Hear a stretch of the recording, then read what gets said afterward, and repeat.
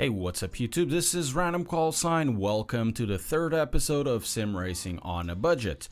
This series was made with the objective of trying to help newcomers to the hobby, especially those who are on a low budget. While there are indeed lots of expensive parts to add to any sim racing setup, the entry barrier to sim racing is quite low, and this hobby can be experienced quite effectively by a large number of people with low budget.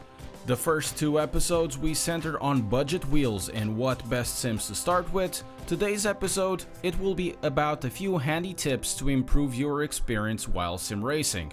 Unfortunately, some of the tips can only be used on the PC due to technical aspects of it, but others can also be used on the consoles. The first tip is a big one in my opinion, which would be the field of view. Of all things that I'm going to speak about, this one is the most important, and it's on the front of this list. Long story short, field of view, or FOV as it's colloquially named, is the area a person can see at any given moment.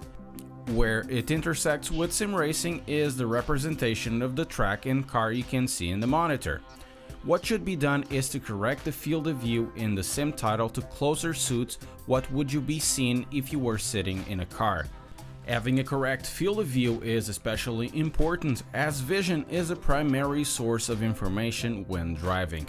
FOV allows to understand from instincts the distances to corners, apexes, time to hit them, what distance are other cars from you, what distance are walls from you, and many other things. Therefore, it is of utmost importance to have it corrected and not drive like this.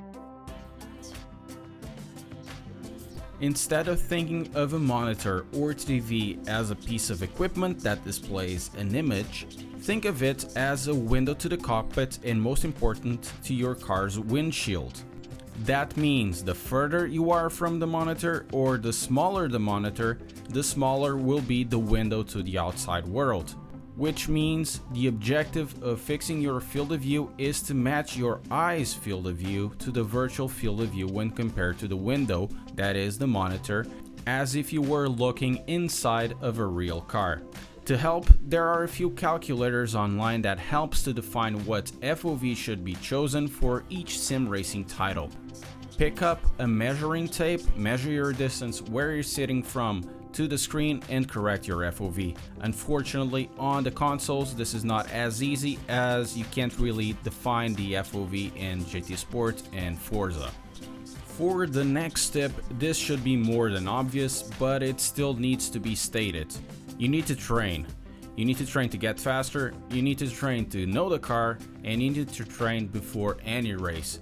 Don't go into a league race, a pickup race, or even a public lobby or something like that without at the very least knowing the track and roughly the break points if you are absolutely new at the combo. There's nothing worse than getting into a car with zero understanding of it or the car you'll be racing on, only to crash and create commotion on the track, essentially wrecking not only your race but also other people's races. There's a really good video regarding training by Empty Box, which I recommend that is watch, and you can check it on the card above. And regarding training, the objective is to first understand the track's layout, then to understand where to brake and where to turn. From that point, a driving line will be naturally discovered, which obviously will change depending on the type of car being used. Once the bases are set, it's time to understand where some tenths of seconds can be shaved out of each track, so don't be afraid to watch YouTube videos as reference, try different cars or change the setup to see if it can help.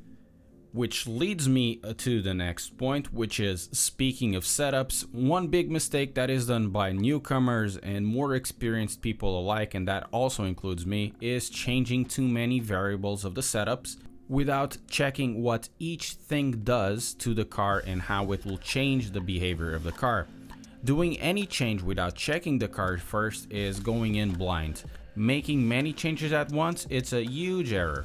It almost always results in an undrivable setup or even a slower setup than stock that then errors cannot be traced down and corrected. If you must change any setup, the first thing is to do a few laps with the setup you have at the moment. test the limits of the car, how it behaves under braking, how it accelerates out of the corner, how it moves around when it's changing a direction, how the weight transfers around. Check if it has understeer into a corner or oversteer out of the corner, or if you brake, if the car tilts too much.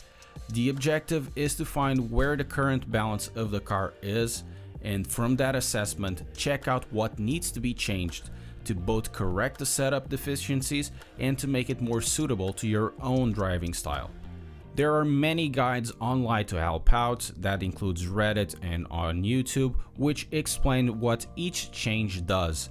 So check out those first to understand the basis of setup tuning. Alternatively, some communities will have setups, though developed setups can come with their own issues, like driving in ways that are most suited to specific types of drivers. From a beginner standpoint, setups aren't hugely important, but since a lot of people change blindly setups, I thought it would be interesting to mention this issue. The next one will be about force feedback, which is usually a personal thing. Internet battles were fought and lost, threads were written, many feelings were hurt. So talking about force feedback can create another battlefront where armed battalions will be invading the comment section telling you are wrong. Still, force feedback is something that needs to be talked about in this small video. While field of view is the visual connection, force feedback is the tactile connection to the track. Its objective is to convey what's going on the track, on the steering rack, and even sometimes emulate forces only felt in the seat of the car. How I set up my force feedback will be different than anybody else, as nobody has the same wheel or taste combination. Myself, I tend to have my steering force generally low, as I prefer a lighter wheel. Then I tend to raise effect forces so I can somewhat have a notion of what's going on in the track. This way, with a light wheel, I don't need to find much against it. It also serves as an extra function of not pushing the internals of the wheel too much, lowering the heat generated, and improving the reliability and longevity of my equipment. Another advantage of having a light force going to your steering is the lack of force feedback clipping. Clipping is essentially having so much force going through your motor and conveyed into the steering rack of your steering wheel that everything else will be muddled under it, so you will have no indication of what's going on the track. You'll just be feeling force and you're gonna be fighting the force and not understanding what's going on. Lowering the steering force, but with high enough steering effects, it's possible to understand where the car is, if it's over a curb, if the tarmac has some sort of change, as well as understand the behavior of a car, if it's understeering or oversteering.